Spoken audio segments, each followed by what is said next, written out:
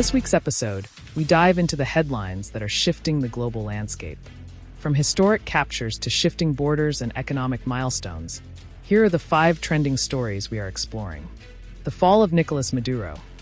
We explore the legal and geopolitical fallout of the U.S. indictment and capture of a high-profile foreign leader. We break down the specific narco-terrorism charges and examines how this regime change operation might redefine international sovereign immunity and impact the long-term stability of South America. The 2026 Iranian Uprising. We analyze the New Year protests that have swept through 80-plus Iranian cities, sparked by a collapsing rial and a critical water crisis. We examine the geopolitical tension following U.S. and Israeli strikes on Iranian infrastructure in late 2025 and discuss whether the current unrest, bolstered by explicit warnings of intervention from the Trump administration, represents a terminal threat to the 47-year-old Islamic Republic or another cycle of state-led suppression. South African Rand versus U.S. dollar. The Rand has shifted from zero to hero, hitting a 3-year high against the greenback in early 2026. This segment breaks down the economic perfect storm, fueling the ZAR's 14% appreciation, record-high precious metal prices, a significant credit rating upgrade, and newfound investor confidence in South Africa's institutional reforms. We explore whether the R16.50 level is a sustainable floor, or if a resurgent dollar and oil price volatility will trigger a sharp reversal. Who can claim cold weather payments? As the 2025 to 2026 winter season intensifies, this guide clarifies the eligibility criteria for the UK's £25 automatic grants. We detail which qualifying benefits, such as pension credit, universal credit, and SMI, trigger a payment when local temperatures drop to 0 degrees Celsius for 7 consecutive days. We also explain the distinct rules for residents in Scotland under the winter heating payment and provides a step-by-step on how to report a missing payment to the JobCenter Plus. Weekly Roundup Sports. In this comprehensive tactical briefing, we analyze the high-stakes landscape of the 2025 to 2026 campaign. We dissect the AFCON quarterfinal brackets in Morocco, where clinical finishers like Victor Osimhen and Brahim Diaz are defining their nation's continental ambitions through elite movement in the final third. Transitioning to the European circuit, we evaluate the mid-season title tilt in the Premier League, the tactical evolution of Vincent Kompany's Bayern Munich, and the emergence of dark horses like RC Lens in League One. From Champions League league phase permutations to the individual brilliance of the continent's most prolific number 9s. In a stunning escalation of American foreign policy, the dethroned Venezuelan leader Nicolas Maduro has been forcibly brought to New York to face a federal judge following a high-stakes U.S. military raid on his presidential palace. In this report, we explore the legal foundations of the U.S. indictment, the domestic and international firestorm ignited by the capture, and the potential for a trial that could reshape international law regarding sovereign immunity. Readers can expect a comprehensive breakdown of the narco-terrorism charges and an analysis of what this regime change operation means for the future of South American stability. The arraignment of Nicolas Maduro and his wife, Cilia Flores, marks the climax of a decades-long investigation into the Cartel of the Suns, with U.S. prosecutors alleging the couple transformed Venezuela into a criminal enterprise designed to flood American streets with cocaine. As the Southern District of New York prepares for a historic legal battle, the world remains sharply divided. While Western allies and some regional neighbors hail the move as a triumph of justice, adversaries like Russia, China, and Cuba have condemned the operation as a wildly illegal violation of sovereignty. In the coming days, several trending subtopics are expected to dominate the discourse, including the debate over Maduro's claim to head-of-state immunity, the humanitarian implications of U.S. forces running Venezuela during a transition, and the emerging evidence linking the Maduro regime to the violent expansion of the Tren de Aragua gang within the United States. The heart of the DOJ's case rests on a superseding indictment that portrays Maduro not as a political leader, but as the kingpin of a global drug trafficking syndicate. Federal prosecutors aim to prove that Maduro and his inner circle, dubbed the Cartel of the Suns, partnered with the FARC and other paramilitary groups to facilitate the shipment of thousands of tons of cocaine into the U.S. Key evidence reportedly includes intercepted communications, financial records showing the laundering of billions of dollars, and testimony from former high-ranking Venezuelan officials who defected. Unlike past indictments, this 2026 update specifically ties the regime to the logistical support of drug boats and aircraft, aiming to show a direct line from the Miraflores Palace to American overdose deaths. A significant and trending focus of the indictment is Maduro's alleged use of the Tren de Aragua (TDA) gang as a tool of state-sponsored chaos. The DOJ alleges that Maduro provided law enforcement cover for the gang's expansion in exchange for political enforcement and a share of their illicit revenue. This subtopic is particularly potent as the TDA has established a presence in U.S. cities like New York and Chicago. Prosecutors will argue that by harboring and empowering a foreign terrorist organization, Maduro was not just a drug trafficker, but a direct threat to U.S. domestic security, potentially using criminal networks to exert influence beyond his borders. Maduro's defense team is expected to mount an immediate challenge based on the bedrock principle of sovereign immunity. They argue that as a sitting head of state, Maduro is immune from the jurisdiction of U.S. courts. However, the U.S. State Department's refusal to recognize his 2024 election as legitimate provides the legal loophole prosecutors need. By classifying Maduro as an illegitimate leader and a fugitive, the executive branch has effectively stripped him of the traditional protections afforded to world leaders. This clash between international norms and domestic law will likely reach the Supreme Court, setting a massive precedent for how the U.S. handles future rogue leaders. The capture has split the global community into two distinct camps. Allies like Israel and Canada have praised the precision and execution of the raid, viewing it as the only way to end a humanitarian crisis. Conversely, China and Russia have labeled the move a blatant act of regime change that violates the UN Charter. Within the U.S., the debate is equally fierce. While some Democrats like Senator John Fetterman have called the capture a good thing, others, including Senator Chris Murphy, have criticized the lack of congressional approval. This subtopic will evolve as the U.S. military begins the delicate process of managing a transition of power in Caracas while facing accusations of oil-driven imperialism. The arrival of Nicolas Maduro at the Metropolitan Detention Center in Brooklyn signals the end of an era for Venezuela and the beginning of an unprecedented legal saga. Given the severity of the charges, ranging from narcoterrorism to the possession of destructive devices, a conviction could result in a mandatory life sentence, mirroring the fate of Panama's Manuel Noriega. It is highly unlikely that Maduro will ever return to Venezuela as a free man. If the case proceeds to trial, the mountain of evidence collected over 20 years suggests a high probability of conviction. However, the true wild card remains the political landscape. Maduro may attempt to negotiate a departure deal or trade information on his international allies, such as Iran and Hezbollah, in exchange for a reduction in charges or a move to a more comfortable confinement. Ultimately, Maduro's fate will be used as a deterrent, a signal from the Trump administration that no leader is too sovereign to be reached by American law if they are deemed a threat to U.S. national interests. As Venezuela enters a period of proper and judicious transition, under U.S. oversight, the man who once defied the empire now finds his future resting in a 12-person jury in New York. As 2026 dawns, the Islamic Republic of Iran is engulfed in its most significant domestic crisis in decades, triggered by a catastrophic collapse of the rial and a government budget that prioritizes security spending over basic human needs. This article examines the divergent narratives surrounding the unrest, contrasting the Western-backed freedom movement against the regime's claims of a foreign-orchestrated civil war strategy.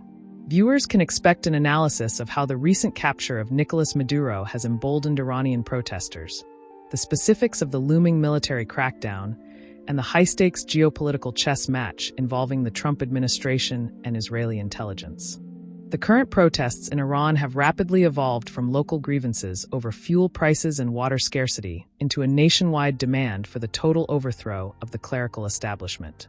In the coming days, several trending subtopics are poised to dominate international headlines. The legal and ethical debate over President Trump's "Make Iran Great Again" doctrine, the alleged operational role of Mossad in inflaming civil unrest, and the humanitarian crisis unfolding as the IRGC prepares for a zero-tolerance response. While the right views this as a long-overdue human rights revolution against a terrorist-supporting, despotic government, the global left and regime-aligned media often pivot toward the foreign interference narrative, suggesting that the protests are being weaponized by external actors to justify a pre-planned military intervention. Outlets like Tusi TV frame the 2026 protests as a righteous, organic explosion of popular will against an ailing and corrupt theocracy. The narrative here focuses on the clear demand of the Iranian people, an end to the 86-year-old Supreme Leader Ali Khamenei's rule. Proponents of this view, including activists like Masih Alinejad, argue that the protests are driven by the youth, Gen Z, and bazaar merchants who have reached a breaking point due to 48% inflation and religious persecution. The focus is on the bravery of citizens taking control of IRGC police stations and the symbolic hope provided by Trump's credible threats of intervention if the killing of peaceful protesters continues. In contrast, segments of the global left and anti-interventionist commentators often scrutinize the timing and logistics of the unrest, pointing to the role of Mossad and Western intelligence. Drawing on reports discussed by platforms like the Young Turks, this narrative suggests that while economic grievances are real, the escalation into violent regime change efforts is being fueled by an Israeli strategy of generating insecurity from within. Critics of U.S. policy argue that the protests are being hijacked to push Iran into a weakened state of civil war, making it easier for external military strikes, citing the 12-day war experience as a blueprint for this new model of aggression.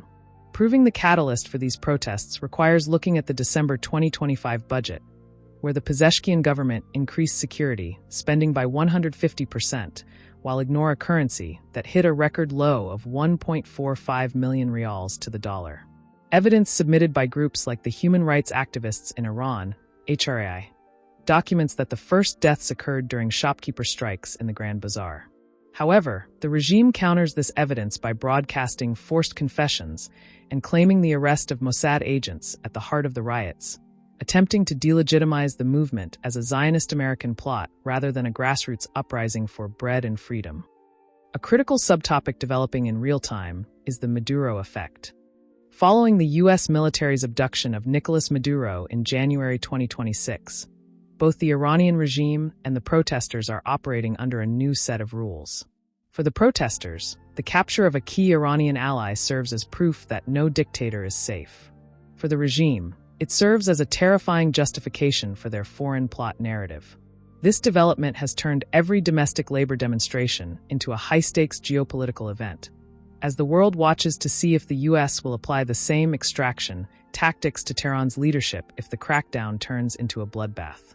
The 2026 Iranian uprising has entered a decisive moment, where the lack of a central leader faces off against a weakened but still lethal security apparatus. Unlike the 2022 Mahsa Amini protests, these demonstrations are bolstered by a broader economic coalition that includes the traditionally conservative bazaar class, making the threat to the regime's survival far more existential. If the protests reach a critical mass of hundreds of thousands in Tehran, the IRGC may face internal defections, as the rank-and-file soldiers struggle to fire on their own families suffering from the same economic collapse. However, the most likely immediate outcome is a brutal, large-scale crackdown as Khamenei attempts to put the rioters in their place. Speculation remains high that the Trump administration, emboldened by the Maduro operation, may establish no-fly zones or conduct surgical strikes on IRGC command centers if the death toll rises. Ultimately, whether driven by an organic desire for human rights or catalyzed by Mossad-led destabilization, the iron is hot in Iran. The coming weeks will determine if the Islamic Republic survives its 47th year or falls to the same regime change momentum currently sweeping the globe. Did the South African Reserve Bank just ditch the US dollar? Over the last few weeks, headlines have been swirling and rumors are spreading across social media that South Africa is officially walking away from the greenback. With the rand hitting multi-year highs and the BRICS nations pushing for a shift in global finance, many are asking if we are witnessing the end of the dollar's reign in Mzansi. Today, we're diving into the data to separate fact from fiction and look at what is actually happening behind the scenes at the SARB. To understand why these rumors started, we have to look at the rand's incredible comeback. After touching nearly our 20.00 to the USD in early 2025, the rand has staged a massive recovery, trading around our 16.36 as of January 5, 2026. This strength isn't because the dollar was abandoned, but rather due to a perfect storm of positive factors: falling domestic inflation, a surge in gold prices, and a massive boost in investor confidence following successful structural reforms in our energy and logistics sectors. A major spark for the ditching the dollar rumor was Standard Bank's recent move to integrate with China's cross-border interbank payment system. While it's true that South African businesses can now settle trades directly in Chinese yuan, this isn't a total exit from the dollar. It is simply about giving importers and exporters more options. By bypassing the dollar for trade with China, businesses can lower transaction costs and speed up delivery. But the dollar remains the primary currency for almost all other international debt and commerce. If we look at the official numbers from the South African Reserve Bank, the ditching narrative completely falls apart. As of late 2025, South Africa's foreign exchange reserves reached record highs of over $72 billion. A massive portion of these reserves is still held in US dollars because of its unmatched liquidity and its role as the world's primary reserve currency. The SARB continues to manage a diversified portfolio to protect our economy from shocks, and the US dollar remains a foundational pillar of that strategy. To wrap things up and kill the misinformation once and for all. No, South Africa has not ditched the US dollar. What we are seeing is a strategic evolution. We are becoming less dependent on a single currency by opening doors to the yuan and local currency trade through BRICS. But the dollar isn't going anywhere. The rand's current strength is a sign of a recovering local economy, not a radical policy shift to abandon global financial norms. Don't let the clickbait fool you. South Africa is diversifying its future, not deleting its past. As a severe cold snap grips the United Kingdom in early 2026, the Department for Work and Pensions, DWP, has activated emergency financial support for hundreds of thousands of vulnerable households. This article breaks down the sudden surge in cold weather payments, the specific postcode regions now eligible for double payouts, and the strict criteria that determine who receives this £25 boost. Viewers will gain a clear understanding of how the government's automated weather tracking system works, and what to do if a payment fails to arrive during this record-breaking winter. The triggering of over 500 postcode areas for cold weather payments has sparked a national conversation about the adequacy of the UK's energy safety net during the 2026 cost of living crisis. In the coming days, several trending subtopics are likely to develop, including the postcode lottery, debate where neighbors on different sides of a weather station boundary receive different levels of support, and the rising pressure on the government to increase the £25 flat rate, which has remained stagnant for years. Additionally, we expect to see significant focus on the double payment zones in northern England and the Scottish borders, where prolonged sub-zero temperatures have resulted in £50 payouts, as well as the unique winter heating payment system in Scotland, which operates independently of temperature fluctuations. The cold weather payment is not a discretionary grant, but a data-driven trigger. To prove eligibility based on environmental evidence, the DWP relies on a network of 94 Met Office weather stations across the UK.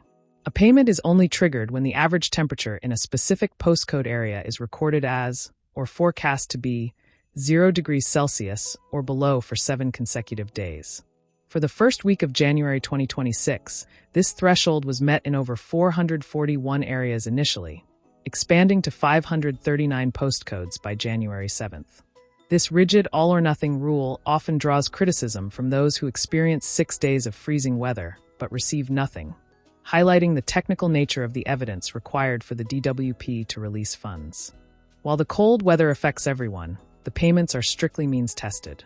To qualify, individuals must be in receipt of specific benefits such as pension credit, income support, or universal credit. However, the deep dive into the 2026 criteria reveals additional layers. Those on universal credit typically only qualify if they are not employed and have a health condition or have a child under 5 living with them. This creates a complex subclass of eligibility where being low income is not enough. One must also meet specific vulnerability markers. A major trending topic this week is the double payment phenomenon. Residents in postcodes like CA9, Alston, LA8 Kendall, and NE47 Hexham have seen 2 separate 7-day freezes back-to-back, resulting in a total of £50. Meanwhile, Scotland has moved to a different model entirely. In 2026, the Scottish Government provides a winter heating payment, a flat £50.00 to £60 annual sum that is paid regardless of how cold it actually gets. This creates a stark contrast in regime styles. England and Wales rely on reactive, temperature-based support, while Scotland has opted for a proactive, guaranteed seasonal payment. The 2026 rollout is occurring in a landscape where traditional cost of living payments from the 2022 to 2024 era have largely been phased out. Consequently, the cold weather payment has become a more critical lifeline. Financial experts point out that while £25 per week helps, it barely covers the surge in heating costs during a big freeze. This has led to an emerging trend of benefit checking, where households are encouraged to ensure they are on the correct tier of universal credit to trigger these automated payments before the winter window closes on March 31st. The massive activation of cold weather payments in January 2026 proves that the DWP's automated system is functional, but it also exposes the fragility of low-income households. With nearly 700,000 households now relying on these triggers, the system is under more pressure than ever before.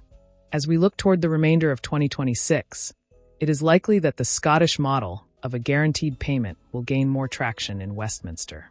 The administrative cost of tracking 500-plus postcodes and weather stations daily is immense, and as climate volatility increases, the 7-day rule may become increasingly obsolete or too expensive to maintain.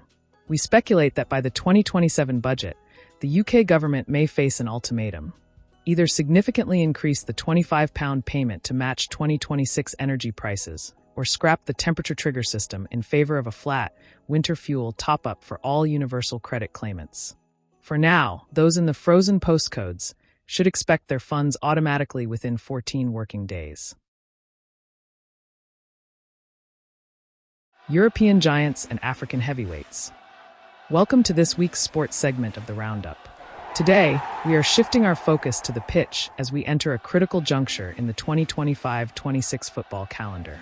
First, we head to Europe, where the UEFA Champions League phase is reaching its dramatic conclusion. We'll be breaking down the high-stakes fixtures for Matchday 7, where the race for a top-8 finish is heating up. Then, we cross over to the 2025 Africa Cup of Nations, AFCON, in Morocco. The tournament has been a whirlwind of upsets and drama, and we now have our confirmed quarter-finalists after a grueling round of 16. European giants and African heavyweights. Welcome to this week's sports segment of the Roundup. Today, we are shifting our focus to the pitch as we enter a critical juncture in the 2025-26 football calendar. First, we head to Europe, where the UEFA Champions League phase is reaching its dramatic conclusion. We'll be breaking down the high-stakes fixtures for Matchday 7, where the race for a top-8 finish is heating up. Then, we cross over to the 2025 Africa Cup of Nations, AFCON, in Morocco. The tournament has been a whirlwind of upsets and drama, and we now have our confirmed quarter-finalists after a grueling round of 16. Matchday 7 key fixtures.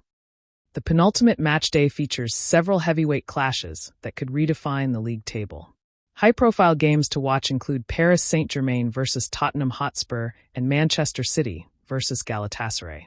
For teams currently sitting between 9th and 24th, these points are non-negotiable to avoid a difficult two-legged playoff in February. Quarterfinal 1, Mali versus Senegal. Kicking off the quarterfinals on Friday, January 9th, in Tangier is a massive West African derby. Senegal, the highest-scoring team in the group stages, faces a pragmatic and physical Mali side that advanced after a gritty penalty shootout win over Tunisia. With captain Kalidou Koulibaly returning from suspension, the Tehran Lions are favorites, but Mali's defensive resilience makes this an unpredictable clash. Quarterfinal 2, Cameroon versus Morocco. Later on Friday, the hosts Morocco face off against the 5-time champions Cameroon in Rabat. Morocco is under immense pressure to deliver a home title, but Cameroon's indomitable Lions have shown remarkable mental toughness despite pre-tournament federation drama. This is widely considered the heavyweight tie of the round. Quarterfinal 3, Algeria versus Nigeria. On Saturday, January 10th, the action moves to Marrakesh for a repeat of the 2019 semifinal. Both Algeria and Nigeria were the only teams to finish the group stage with perfect records. Nigeria's attack, led by Victor Osimhen and Ademola Lookman, will test an Algerian defense that needed extra time to get past DR Congo in the previous round. Quarterfinal 4, Egypt versus Ivory Coast. The final spot in the semifinals will be decided in Agadir between two titans of the continent, Egypt and the defending champions, Ivory Coast. Ivory Coast looked dominant in their 3-0 thrashing of Burkina Faso, while Egypt relied on veteran experience to edge past Benin after extra time. Thank you so much for watching. If you enjoyed this deep dive into the latest news, please make sure to like and subscribe so you don't miss out on our next weekly roundup.